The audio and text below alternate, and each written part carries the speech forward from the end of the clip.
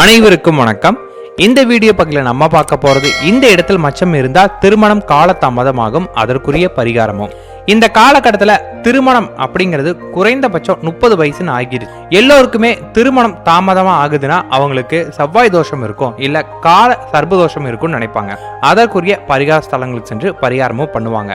ஆனா அது மட்டும் காரணம் இல்லாம ஆண்களுக்கு முதுகுத்தண்டுல படை போன்றோ அல்லது மார்பு தொடையில பாம்பு போன்றோ மச்சம் இருந்தாலோ, பெண்களுக்கு தொடையில் பாம்பு போன்ற மச்சமோ அல்லது பெரிய கருத்த மச்சமோ அவங்களோட மார்பில் இருந்தா அதுவும் அவங்களோட திருமண தடைக்கு ஒரு காரணமா இருக்கும். விஷ கண்டிகா யோகத்தால பாதிக்கப்பட்டவங்களுக்கு தான் இது போன்ற மச்சம் இருக்கும். விவசாயம் செய்வதற்கான வீடு கட்ட புற்றை இடித்திருந்தாலோ அல்லது தெரிந்து தெரியாமலோ பாம்பை அடித்திருந்தாலோ இந்த தோஷம் ஏற்படும். பொதுவா பெற்றோர்கள் இது போன்று செய்திருந்தாங்கன்னா அவங்களுடைய குழந்தைங்களுக்கு இது போல மச்சம் வரும், இது போன்ற பிரச்சனைகள் வர மாதிரி இருக்கும். குழந்தை இல்லாதவங்களோட சொத்தை ஏமாற்றி அடைந்திருந்தாலும் இந்த தோஷம் ஏற்படும்.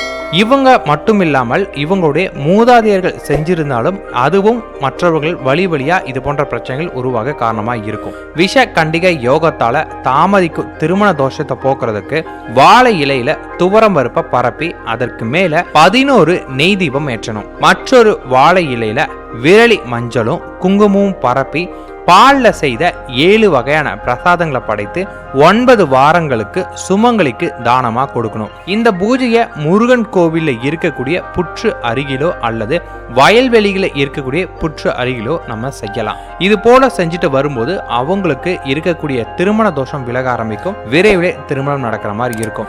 இது அவங்க ஜாதகப்படி முறையா நல்ல ஒரு ஜோதிட கணித்தாலும் அவர்னாலையும் இந்த தோஷம் இருக்குன்னு கண்டுபிடிக்க முடியும். நிறைய ஜோதிடர்கள் இதை சரியா பார்க்கறது இல்ல. அதனால இதையும் அவர்கள்கிட்ட கேட்டு தெரிந்துக்கிட்டீங்கன்னா கொஞ்சம் நல்லதா இருக்கும். நன்றி, வணக்கம்.